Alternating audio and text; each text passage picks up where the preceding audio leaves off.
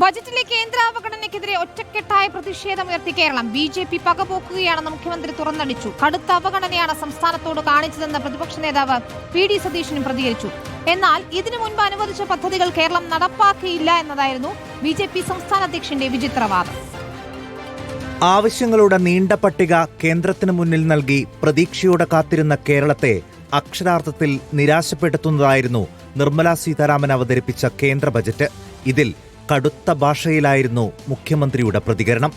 ഇത് ഒരുതരം പകപോക്കലാണ്. കേരളത്തോട് ബി.ജെ.പി കാണിക്കുന്ന പകപോക്കൽ. ബി.ജെ.പിക്ക് അറിയാം, ബി.ജെ.പിയെ സ്വീകരിക്കുന്ന ഒരു സമൂഹമല്ല കേരളത്തിലുള്ളത് എന്ന്. കേരളത്തോട് കാണിച്ചത് കടുത്ത വിവേചനമെന്ന് സംസ്ഥാന മന്ത്രിമാരും പ്രതിപക്ഷ നേതാവും പറഞ്ഞു.